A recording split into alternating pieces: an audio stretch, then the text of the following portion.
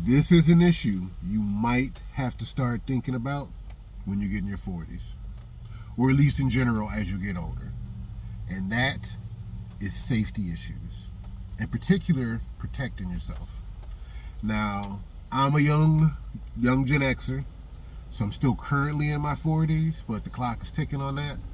But in my 40s was the first time that I really had to think about certain safety and protection issues. Now, me personally, I'm not the smallest guy in the world. I'm not the biggest guy in the world. I'm built more like like a linebacker. 6'2", maybe at my heaviest about 240, 245, at my smallest about 230. So I'm not the biggest, not the smallest. But I'm used to, most of my life, at least having the thought, the possibility of being able to physically defend myself, physically be able to protect myself and the people that I care about if something was to pop off. Now, just because you're big don't mean you can fight, and just because, you can fight don't mean you can't get touched. Everybody can get touched. Everybody can get touched. But at least if you have certain physical ability, certain mentality, maybe you done learn some things, you can defend yourself. But what happens when you get older? And as your body starts to change, you might not be able to physically defend yourself. You might not be able to move very much. You might not even be able to just bounce and run. You know what I'm saying? Ricky and Boys in the Hood.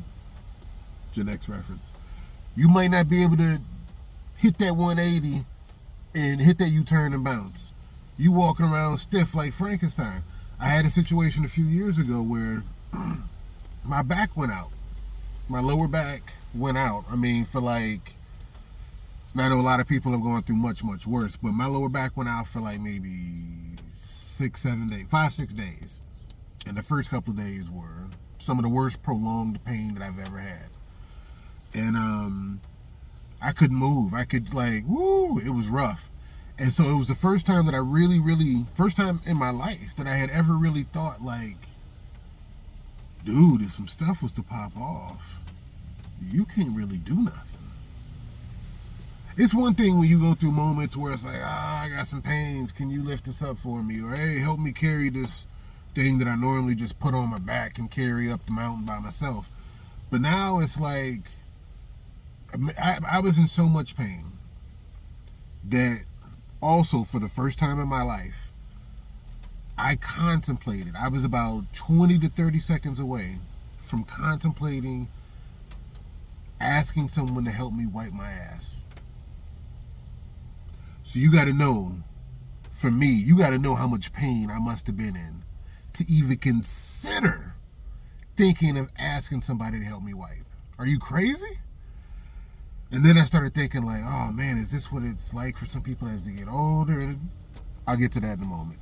But if I'm having difficulty taking care of things back there, if some shit was to pop off, what am I gonna do? It was the first time that I really had to think about, particularly, maybe having a gun with me when I go out. So here's the thing, not to make this a political thing, not to get off track. It's not a left or right thing, but the way that I was raised, the way that I grew up, gun ownership is fine. Like, everyone should be allowed to own a gun as long as you're not a threat to the public. And owning guns is like owning a car. Like, you can't own it, but if you are dangerous with it, negligent with it, it can't be taken away from you. So, but we also kind of, gun ownership was about protection and defense. So it was mostly about the home and property. And so if you had a gun in your home, if you had guns in your home, if you had an arsenal in your home, if it was meant for home protection, essentially, property protection, then nobody thought anything of it. But taking a gun with you to go places, the way that I was raised, it was like, yeah, you don't really need that. That's what the police is for. That's what security is for. But on your property, you're police, you're security, so you need to have your shit. So I had never in my mind really considered having a gun with me when I go somewhere. You know, like I say, Young Gen-Xer, baby. So I can still throw them things a little bit out here. So in my mind, I'm thinking like, you just stay aware. You know what I'm saying? Shoot the move when you got to shoot the move. You can defend yourself, protect the people you care about, right? But in that stretch when my lower back went out, it was like, dude, you ain't protecting nobody. You can maybe be aware and on top of things, but when it actually goes down, there's not much physically I could have done. And so I felt vulnerable. I felt vulnerable in a new way that I had never felt before. That made me feel like, hold on, man, if something was to pop off, some of these young motherfuckers out here or just different other people, and they say out in the wild, some animals focus in on the lame, the sick, the vulnerable, the weak. So you don't want to look that way. You don't want to give that off. And if potentially someone wanted to shoot that move, what you gonna do? You physically can't do what you used to do, either for that moment or just going forward. What you gonna do? So it was for the first time that I really understood a certain mentality that I've heard some older people say where they like, I don't fight, I cap. You know what I'm saying? I lay people down and not with my hands anymore. And it was the first time that I was like, if you're using it, like I said, if you're using it for defense, to protect yourself, protect your family, protect, property and all that, then... But if you out here threatening people with it and committing crimes with it and being a danger to the public, that's different. But I had to contemplate gun ownership in that type of way. Like,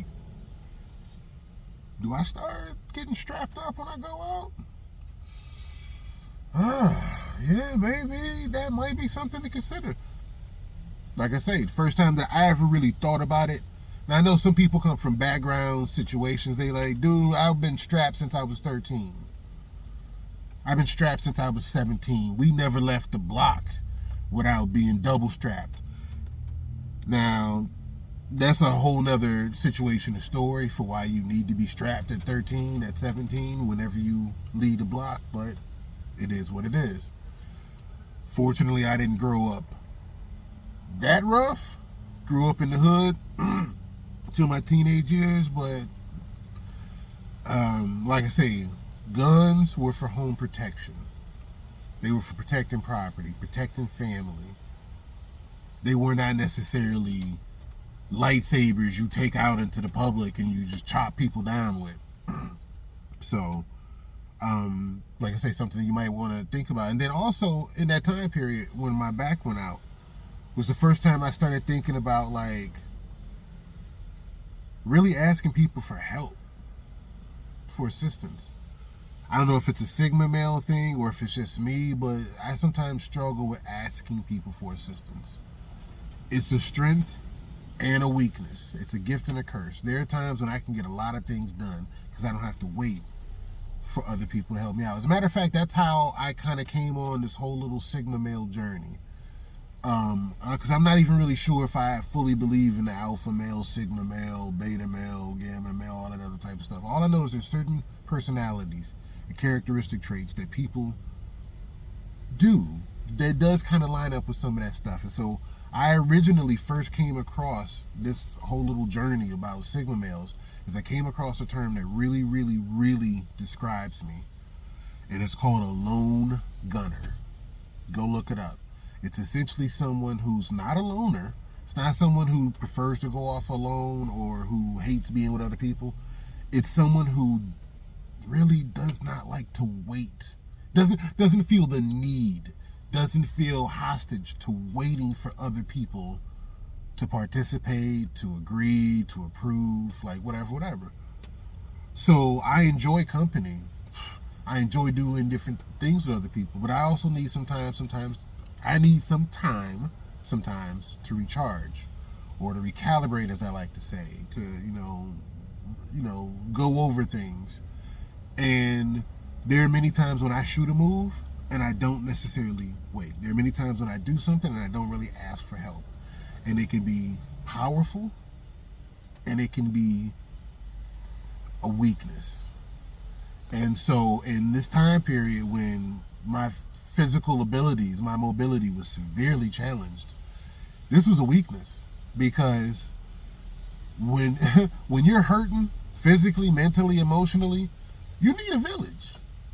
You do need somebody potentially to help. This just is part of humanity. And sometimes, many times, I won't ask for help, even though I could use it. So in this time period when I'm like, walking around like Frankenstein, can barely move, I was very hesitant to ask for help. And so it was the first time really in my life, in my 40s, that I was like, dude, you might have to change this. Because what if this physical situation, what if as you get older, you encounter more and more of these situations where you physically can't do what you used to do, even some of the simple things. And do you let pride get in the way of progress? Do you let pride cause you to further hurt your back and strain your back or whatever your ailment is? I mean, come on. Like, a baby will recognize at some point that it'll reach its hands up and ask for mom, ask for dad, and say, pick me up. I need help looking up over there. I need help getting that cookie off the top of the refrigerator. Pick me up. And so when you get older, it becomes certain times when you got to say, can you help pick me up?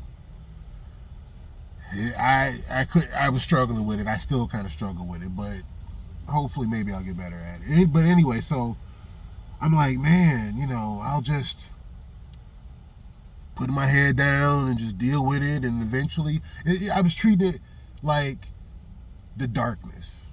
Like when you're in a dark room, everything is dark. You know how like if you just keep your eyes open, if you just keep looking, after a while, it starts to get a little bit lighter. You're still fully in the darkness, but you can deal with it a little bit better. You can bear it. That's how sometimes people treat pain or difficulty. And they don't ask for assistance with it. And so they just treat it as like, if I just put my head down and deal with it, it'll get easier to deal with. But it doesn't solve it. It doesn't really help it. So I'm also someone who I will order something mobily and go pick it up. So I like the fact that I can call, I can order online, and then when I get there, it's already made. That's Gen-Xers, we love that. We love that. That's sweet to us. But the younger generation, they like it delivered. Well, then you get added tax onto it, added service charge on it. It doesn't really pay the drivers / employees very well. So I'm like, look, just make it for me early while I'm on my way. I'll come get it. I'm already out and about. But when your mobility goes down, you may not be out and about. Or oot in the boot, for my Canadian listeners. You may not be oot in the boot. So you laid up in the bed. You laid up in the house. You can't leave. You can barely move and get around. Now what? So you can't order it and then go pick it up. And you don't want to ask anybody else to go pick it up. So now for the first time for me, I had to really consider like, no, I might have to start messing with these delivery apps. Because I normally don't mess with them. I don't fuck with them like that. Like, it's just, like I said, it's just more convenient for me to just go pick it up. Y'all prepare it for me, have it ready, and I'll just pick it up. That's sweet to me. But nah, as you get older, when some of your mobility and physical challenges start popping up, you might have to Amazon and overnight ship everything. And then also, like I say, for the first couple of days it was really, really bad. And I had to contemplate asking people for help, but I even also started to wonder, like, is this what it's like as you really start hitting certain stages? And some people age with their physical capability still intact. Some people, their body started to fall off and break down at a much younger age. It is what it is. It's individual, it's genetic, it is what it is. But when it starts to happen, when you finally start reaching a point of, I need assistance, I need help, I cannot physically do the things that I used to do, and maybe it's starting to affect work. During that time period, I own a couple of different businesses, so most of my work is online and such. So I was able to adjust pretty decently for the 5, 6, 7 days when I was laid up and couldn't do anything. But even then, it was of a certain discomfort that I didn't even want to sit in front of the computer. I didn't even want to have the laptop in front of me, like, you know. So what I'm saying is when you really, really start to contemplate, is this the new normal? Is this how it's going to be? You may not be a senior. You may not be 60, 65, 70 plus. You might be 40. You might be 33. You know what I'm saying? You might be 50.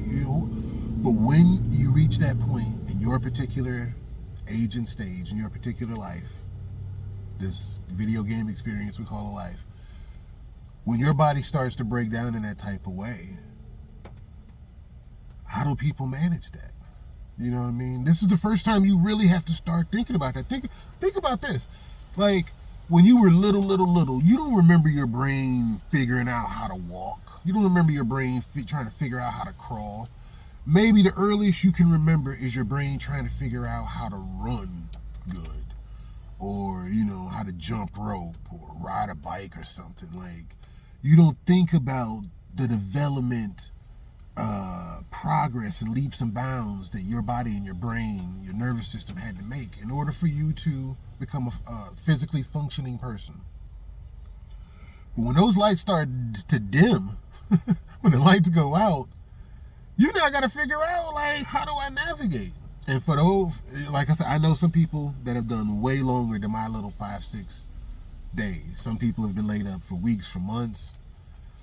But the point is when you, whether temporarily or now this is the new normal, when you cross over to a point where you cannot physically do what you used to do, but now you can't even necessarily physically do what you need to do. That's challenging.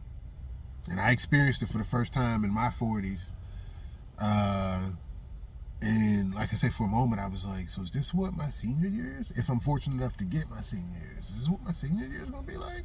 Is this why people live in assisted homes and you know what I'm saying, assisting facilities? Like, I was just like, wow, man, I couldn't imagine, like, someone having to help me, you know, do this and do that, and like, what if it's just easier for me to get around in the wheelchair and all this? My mom, before she passed, love you, Mom, had mobility issues and needed assistance, you know, walking chair or sometimes a scooter, getting around and stuff. Scooter, you know what I'm talking about. And I recognize that, but I never transported that onto myself. Like, what if you needed that? What if that's how you had to get around? So that's something that you come across as you get older, and it's part of your perspective. Go check out some of my other videos where I talk about how, as you get older, and particularly when you start hitting your 40s, a lot of your perspective needs to start changing, because you're no longer the young person that you were. You start transitioning from old young to young old. And so your perspective has been of a certain limitless possibility. Even if you have some limits, you could challenge it. Maybe you can knock it down like the Berlin Wall. Gen X. But what if you can't? You know what I mean? Like, what if this is what it is, and you are physically limited? Some people, you know, they've grown up their whole lives with physical limitations. This is nothing new, asking people for help. But for some people, they were Conan. I remember I watched one video, Arnold Schwarzenegger. And if you don't, young people, if you don't know who Arnold Schwarzenegger is.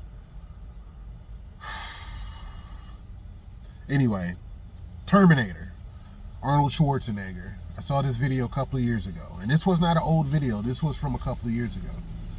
And he's in the 70s or something. But he was talking about how difficult it was for him to see his body change.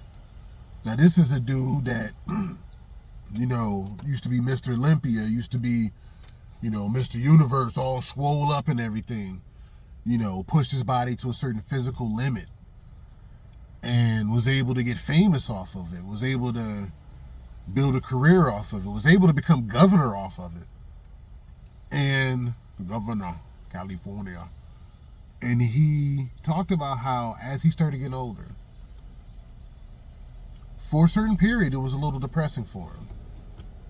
And he was able to snap out of it and begin to appreciate his perspective change. But initially, he started to feel a certain way about like his body not looking like how it looked at 20 or 25 or 30 or 35.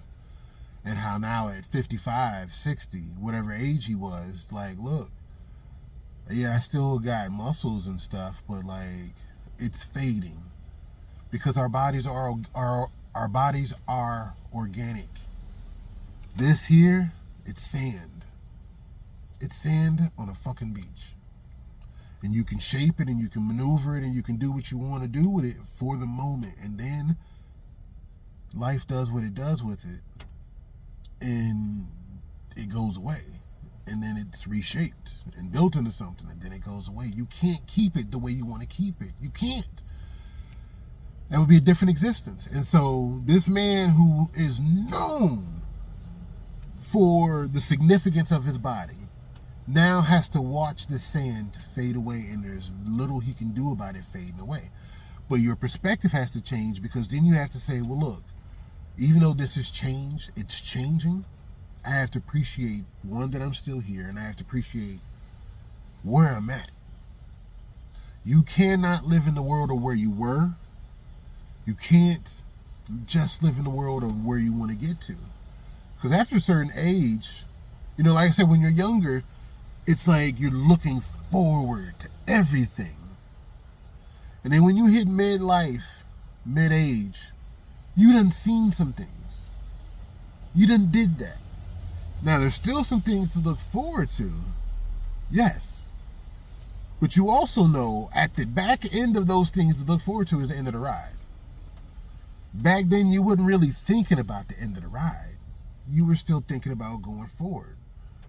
But when you hit mid-age, maybe in your 40s for the first time, maybe some people in their 50s, it's the first time you start thinking about, like, I know there's more things to look forward to,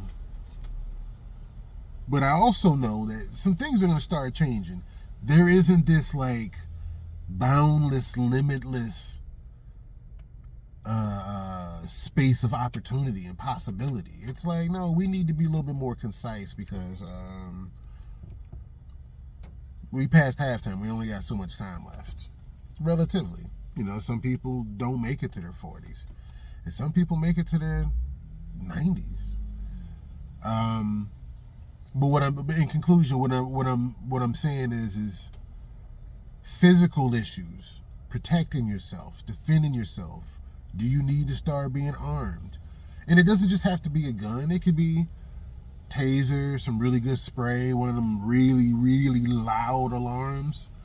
But you, as you get older, maybe for the first time in your 40s, maybe in your 50s, maybe sooner, but do you start to really consider, like, look, I might need to keep this tool with me to help protect myself. I might need to ask assistance for these little things that I struggle to do on my own now.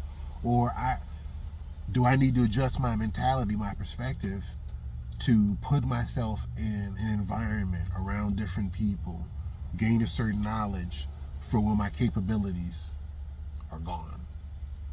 Not just leaving, but gone. You know, I had a relative that was starting to lose her eyesight. And so I don't know what that transition was like. She would tell me what it was like, and then, you know, so on and so forth. But when you start to think about it in your life, it's different. It's different. I remember during COVID, I got sick relatively early for the United States. I got sick maybe like mid-March. And it was a different type of sick.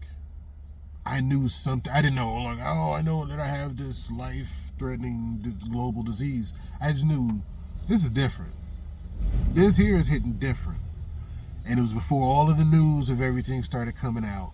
It was right when, in my area, they started wanting to start to shut things down. Like, maybe I'll need to not come to work tomorrow. But I knew that this was hitting different. And for a brief second, I contemplated, what if this is it? Like, not necessarily like, what if I had died, but I mean, like, what if it doesn't get any better? What if this becomes my new normal?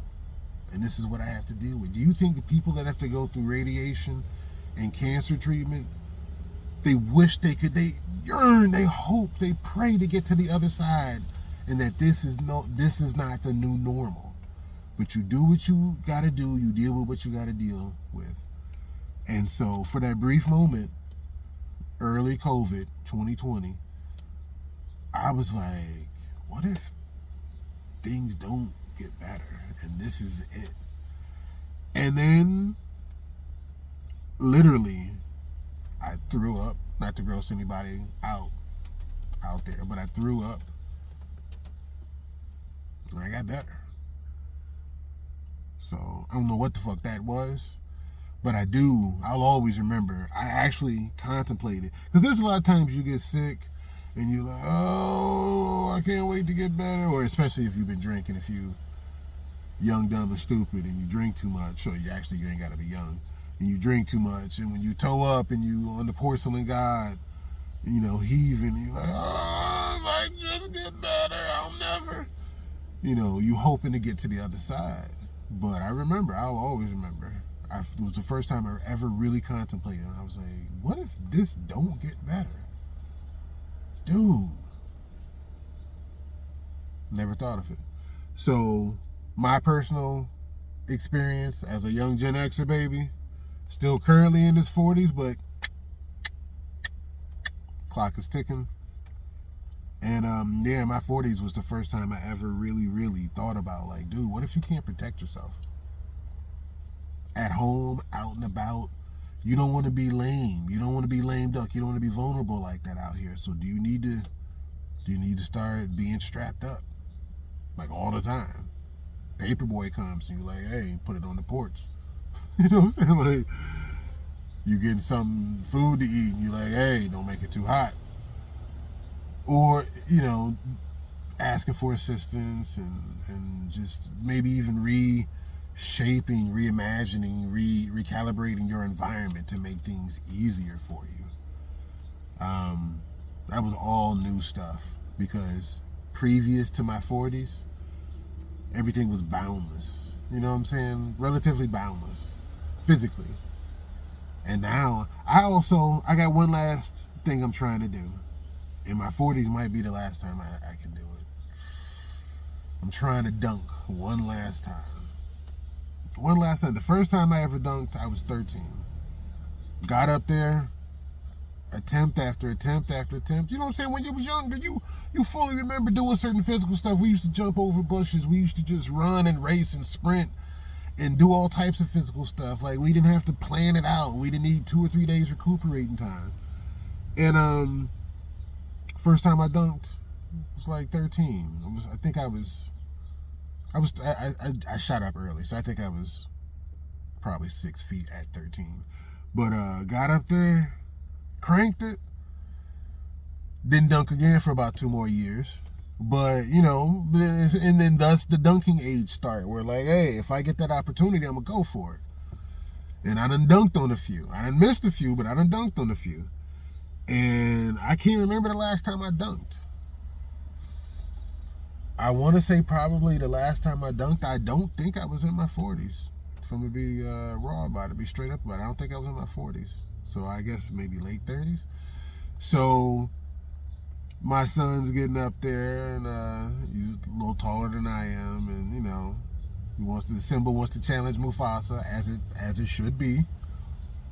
And he can get up there now and do his thing. And I'm like, look, I know I got a little weakness in this left knee. But if I get that opportunity, I'm going for it.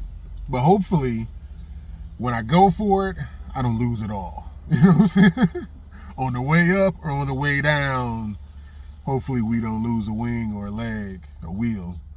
But it is what it is. You gotta appreciate your physical ability while you have it. I love to hoop. I can hoop all day. I mentioned this in one of my other videos. Love to hoop. Full court. We running half court. Man, sit your ass down. We running full court. Running full court. OG running full court. We running full court. And I be outlasting them young boys. Except for this one time. I did have this one time a few years ago. I think my late 30s. Maybe early 40s. It might have been like early 40s. Anyway, was playing at a local high school. A friend of mine that I went to school with was a teacher at the school. Gym teacher, I think. Anyway, he got us access to their gym. Nice little gym. You know, you appreciate playing on nice rims. Can't stand them hard double rims. So we playing on nice rims, fiberglass backboards, you know, whatever. And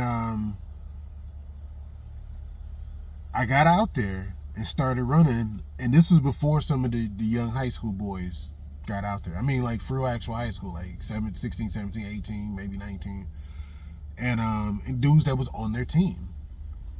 So before they even got out there, I'm on the course shooting around, like, you know, okay, I hadn't hooped in a little bit, but, you know, I'm still in my late 30s, maybe early 40s, whatever. I'm still good, just shake some rust off.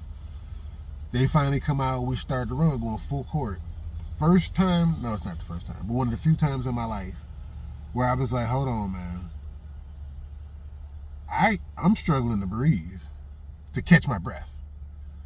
I might need to go sit down over here because I'm not trying to hang gathers out here. Say that, no disrespect. It's another Gen X reference. If you don't know, go look it up. It's a fucked up story, situation. Anyway, so I'm like, hey, I'm struggling to catch my breath. I might need to go sit down. And then it clicked in. And then I could breathe. And then I was out there able to run with them boys. But other than that, OG here, still, man, let's run full court. That opens things up. Like, come on, y'all. Like, I still got some wheels. The engine still is pumping. So I like to hoop. I also like to play tennis. You know, football every now and then, you know, depends on what type of football. You know, if we actually sticking people, that's a little different. But the point being is you got to appreciate your physical abilities while you still can do them. And what you can do. Maybe some stuff has diminished. Appreciate what you can still do. Because what did Carl Weathers say in Rocky? When it's over, it's over. When it's over, it's fucking over. And when it's over for me, I want to be able to rest with that. I want to be all good with that. I don't want it to be over and it's like, oh, I wish I had. No, whatever I wish I had done, I already did it. I'm just wishing that I had done it even more, but I did it. I had fun with it, or, you know, it was what it was. So a lot of the physical things. And so that's why you have certain people in their mid-age that are either still trying to do young stuff, quote unquote young stuff, or they still got some juice in them. They still got some sugar in them. They still got, you know what I'm saying, some energy with them. And they want to use it. They want to expend it while they can. They feel good that they still can. I know some dudes, they retired a decade plus ago from hooping. Some of them out of fear of injuries. Some of them just because they are no longer who they used to be. You know what I'm saying? They can't play and perform like they used to perform. And some people, they like LeBron out here. They machines. You know what I'm saying? They just keep going. They were able to kind of keep their bodies up, and they just keep going. But to each its own, it is what it is. But when it's over, it's over. And when it's over for me, I wanna be cool with that. I want to be at rest with that. So while I can still do some things, when the weather gets nicer, I'm going to pick up my ball, go to a court, grab a tennis racket, go to a court, whoever with me, you know what I'm saying, whoever down in the comments, you know what I'm saying, if you got a particular sport that you like to still get down with, keep your physical capabilities up. It is what it is. Oh, batting cages. Love batting cages. Love batting cages. The way that some people like to go golfing and they network over golfing, this entrepreneur, this Gen X entrepreneur, batting cages. You want to network with me? You want to kick it with me? You want to fuck with me? Let's go to the batting cage. Anyway, just something I feel like I needed to drop out there. Different other stories and life advice from this young Gen-Xer. And maybe you can relate. Maybe you got something different to say. But